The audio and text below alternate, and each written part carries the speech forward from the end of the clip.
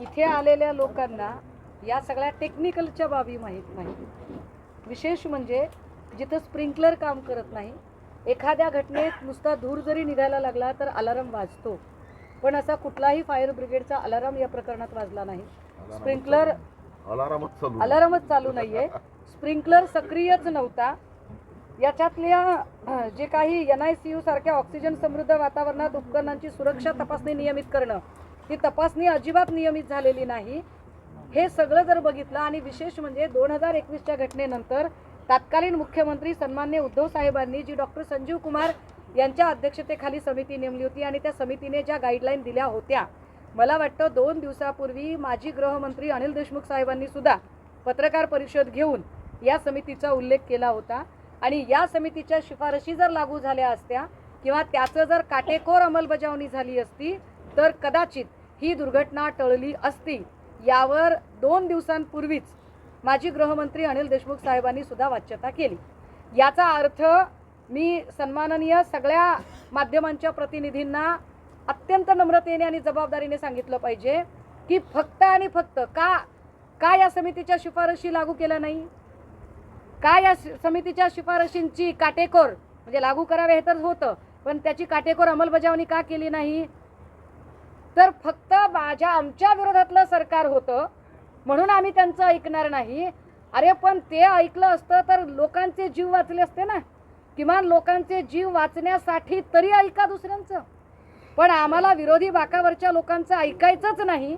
त्यांनी काही जरी सांगितलं तरी विरोधी बाकावरच्या लोकांना आम्ही म्हणजे त्यांची नोंदच घेणार नाही आणि आम्ही हम करे सो कायदा करू, का तर आमच्याकडे बहुमत आहे आणि कोणी फार बोलायलाच लागला सभागृहात तर आम्ही त्याच्यावर गुन्हे दाखल करू।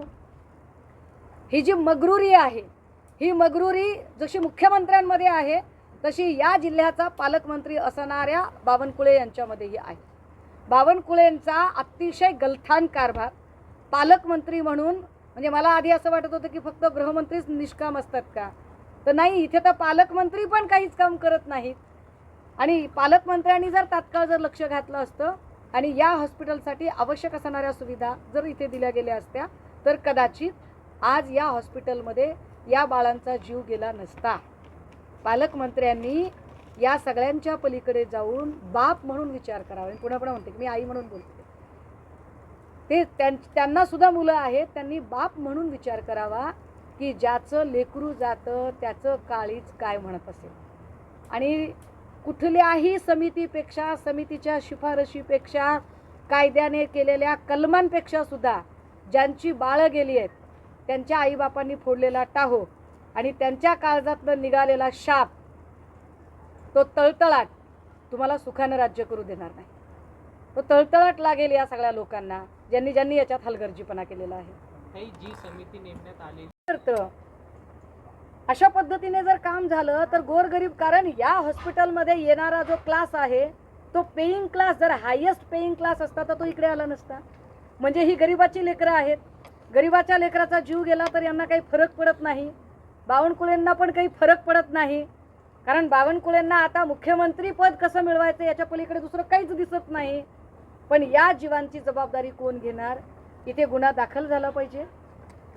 ज्यांना घटनेची माहिती असून सुद्धा त्यांनी तिथे बाळं ठेवण्याची रिस्क घेतली, त्यांच्यासह ज्यांना पत्र दिलं होतं सार्वजनिक बांधकाम विभागाची समिती ते, आणि विशेषतः ही सगळी यंत्रणा सांभाळणारी जी मंडळी आहेत यांच्यावर, याच्यातला जी निधीची जी टेक्निकल बाब आहे की जो निधी उपलब्ध करून दिला जातो DPDC कडून, ती टेक्निकल बाब नितीन बापू याच्यात मी मांडणी करतील की बावनकुळेंनी काय नेमका घोळ घालून ठेवलाय आणि कशामुळे या हॉस्पिटलची दुरावस्था आहे ते बापू सांगतील। व्हेंटिलेटरमध्ये स्फोट झाला आणि 3 निष्पाप बालकांचा मृत्यू झाला आणि 6 बाळ हे जखमी झाले होते। आपण आता पाहणी केली, काय आढळलं, काय सांगाल?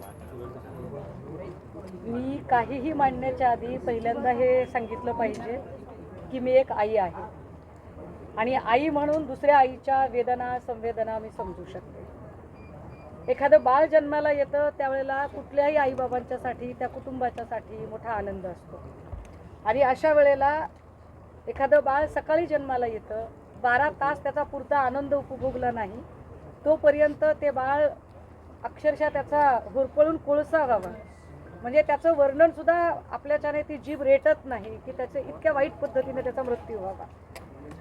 आणि म्हणून शिवसेना उद्धव बाळासाहेब ठाकरे पक्षाच्या वतीने पक्षप्रमुख सन्मान्य उद्धव साहेबांनी या संपूर्ण घटनेची माहिती घेण्यासाठी म्हणून पक्षाच्या वतीने जी टीम पाठवली होती, ज्याच्यामध्ये सन्माननीय आमदार नितीन बापू देशमुख, आमदार गजानन भाऊ लवते आणि मी आणि आमचे सगळे पदाधिकारी ते उपस्थित आहेत. अपेक्षा अशी होती की या रुग्णालयाकडनं काही माहिती आपल्याला मिळावी.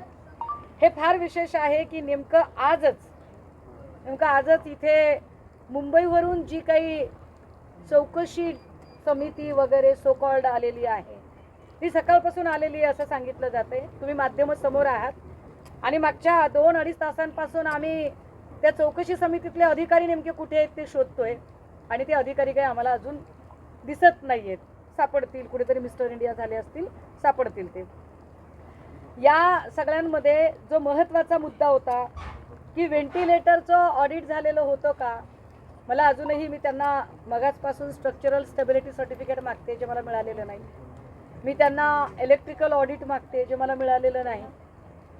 व्हेंटिलेटरचं ऑडिट होतं का तर त्यावर MS चा चार्ज इथे CS याच्याकडे आहे. मुळात या हॉस्पिटलला MS ची जागाच भरलेली नाही, हे फार वाईट आहे. MS चा चार्ज CS कडे आहे. CS यांना विचारल्यावर ते म्हणतायत की मी वारंवार पत्र दिलेली आहेत. पत्र कुणाला दिलेली आहेत तर पत्र त्यांनी सार्वजनिक बांधकामला दिले ॲज पर रूल. सार्वजनिक बांधकाम विभागाला दिलेलं पत्र आमदार नितीन बापू देशमुख यांनी आता तपासून बघितलं. त्याच्यामध्ये स्पष्टपणे त्यांनी 3-4 वेळा सांगितलंय, स्मरणपत्र देऊन सांगितलंय की साहेब याच्यामध्ये दुर्घटना घडू शकते आणि अशी दुर्घटना घडली तर याला सर्वस्वी तुम्ही जबाबदार असाल. याच्यामध्ये सगळ्या प्रिंट आणि डिजिटल माध्यमांच्या इलेक्ट्रॉनिकच्या सगळ्या पत्रकारांनी कृपया हे लक्षात घ्यावं की व्हेंटिलेटरची स्थिती खराब आहे, या संबंधाने त्याचं ऑडिट करून घ्या. याची 5 पत्र पालिका आयुक्तांनी दिली आहेत.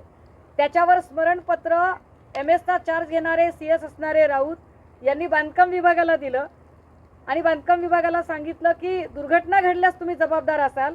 याचा स्पष्ट अर्थ हा आहे की दुर्घटना घडू शकते हे CS ना कल्पना होती. त्याचा पहिला अर्थ हा आहे की दुर्घटना घडू शकते हे CS ना माहीत होतं आणि दुसरा अर्थ हा आहे की जर दुर्घटना घडू शकते हे तुम्हाला माहीत होतं तर मग अशा ठिकाणी तुम्ही बाळं का ठेवली, तुम्ही त्या नवजात अर्भकांना तिथे ठेवण्याची रिस्क का घेतली, का तुमच्यावर सदोष मनुष्यवधाचा गुन्हा दाखल केला जाऊ नये. एक दुसरं असं की जर पत्रामध्ये स्पष्ट सांगितलंय की सार्वजनिक बांधकाम विभागाला की तुम्ही ह्याची लवकर आम्हाला तपासणी करून द्या, ऑडिट करून द्या, मेंटेन करून द्या आणि नाही केलं तर झालेल्या दुर्घटनेला जबाबदार तुम्ही असाल, तर आत्ता इन्चार्ज असणाऱ्या CS साहेबांनी तात्काळ या संबंधित डिपार्टमेंटच्या अगेन्स्ट FIR दाखल करणं अपेक्षित होतं, जी FIR अजूनही झालेली नाही. 2 या सगळ्या घटनेमध्ये मी डॉक्टर्सशी बोलते ज्यांचे मल्टीस्पेशालिटी हॉस्पिटल्स आहेत, जिथे की या सगळ्या प्रकारचे इक्विपमेंट्स असतात, त्यांच्याशी बोलते. त्याच्यानुसार व्हेंटिलेटरचा स्फोट होत नाही. व्हेंटिलेटरचा स्फोट होत नाही. महत्त्वाचं शिल्लर कंपनी ही त्यातली त्यात चांगली कंपनी आहे असं सगळे सांगतात. जर हे असं असेल तर मग स्फोट का झाला तर त्याचं कारण जे दिसतं ते अतिशय म्हणजे काय म्हणता येईल की लोकल पद्धतीने केलेली वायरिंग, लोकलच्या ठेकेदारांकडून करून घेतलेलं काम, म्हणजे निविदेवर काम लाखो रुपयांचं दाखवायचं आणि तेच काम काही हजारांमध्ये उरकायचं, या पद्धतीने केलेलं काम. पण यावर आता CS साहेबांशी बोलल्यावर त्यांचं असं म्हणणं आहे की संबंधित काम मी आपल्याला आठवण करून दिली पाहिजे की 9 मे 2021ला भंडाऱ्यामध्ये जी दुर्घटना झाली होती अशाच पद्धतीची, ज्याच्यामध्ये 17 बालकं होती, 10 बालकांचा मृत्यू झाला होता. त्यावेळी तिथे तात्काळ घटना कळल्यानंतर तत्कालीन मुख्यमंत्री सन्मान्य उद्धव साहेब त्या ठिकाणी पोहोचले. नुसते पोहोचले नाही, जाग्यावर 4 अधिकाऱ्यांना तात्काळ डिसमिस केलं गेलं, पदच्युत केलं गेलं त्या 4 जणांना. इथे मुख्यमंत्री तर सोडाच सोडा, पण ज्यांना मुख्यमंत्री पदाचे डोहाळे लागलेले आहेत असे गुडघ्याला बाशिंग बांधलेले भावी मुख्यमंत्री श्रीयुत बावनकुळे इकडे फिरकलेच नाहीत हे किती विशेष आहे. बावनकुळे यांनी डीपीडीसीच्या बैठका घेणं अपेक्षित आहे. त्या डीपीडीसीच्या बैठकीमध्ये यांनी प्रस्ताव ठेवणं अपेक्षित आहे. CS राऊत यांचं म्हणणं आहे की आम्ही प्रस्ताव ठेवलाय आणि वारंवार ठेवलाय, पण त्या प्रस्तावाच्यासाठी ज्या आवश्यक पुढच्या तरतुदी आहेत, पूर्तता आहेत, त्या पालकमंत्री म्हणून श्रीयुत बावनकुळे यांनी करणं अपेक्षित आहे, पण ते त्यांनी केलंच नाही. कदाचित इकडे आल्यावर त्यांना ह्या सगळ्या कामांच्या पेक्षा त्यांच्या पक्षातले तोडणे फोडणे, अधूनमधून काय कशिनो बिशिनो जे काय असेल ते त्या कामांमधनं वेळ मिळाला नसेल. पण या सगळ्या हलगर्जीपणामुळे लेकरांच्या जीवाशी जो खेळ झालाय. मी त्यांना मागितलेल्या डॉक्युमेंटमध्ये रेन हार्वेस्टिंग सर्टिफिकेट नाही मिळालेलं, इलेक्ट्रिकल सेफ्टी सर्टिफिकेट नाही मिळालेलं, याच्यातलं स्ट्रक्चरल स्टॅबिलिटी सर्टिफिकेट नाही मिळालेलं, ऑडिट का होऊ शकलं नाही याची कारणं अजूनही समाधानकारक मिळालेली नाही. चौकशी समितीच्या आयुक्तांची 2 आमदारांच्या सह पक्षाचे सगळे पदाधिकारी आणि आम्ही सगळी माणसं मागच्या 3 तासापासून आपल्या सगळ्यांच्या समोर त्यांना फोन करतोय आणि त्यांची वाट बघतोय. त्यांचा पत्ता नाहीये. सगळ्यात गमतीदार गोष्ट ही सगळी कागदपत्र दाखवणारे जे क्लिरिकल मधले श्रीयुत राजेश जे आहेत, यांच्यावर ऑलरेडी लाचलुचपत प्रतिबंधक विभागाची कारवाई झालेली आहे. एखाद्यावर जेव्हा ACB ट्रॅप करतं तेव्हा ट्रॅप ज्या ठिकाणी केलेला आहे तिथून वेगळ्या जिल्ह्यामध्ये त्याला जर नव्याने ड्युटी द्यायची असेल तर वेगळ्या जिल्ह्यात द्यावी लागते. परंतु या जे क्लिरिकल मधले आहेत महाशय यांना इरविनमध्ये ट्रॅप केलंय महज 1000 रुपयांच्यासाठी. का नाही, 1000 रुपयांच्या वरच आहे. ह्याचं सर्टिफिकेट देतो आणि त्याचं सर्टिफिकेट देतो. इरविनमध्ये यांना ट्रॅप केलंय आणि 500 मीटर अंतर सुद्धा नाहीये. इथं लगेचच त्यांना डफरीनमध्ये पोस्टिंग मिळाले. हे कुठले राजकीय आशीर्वाद असतात.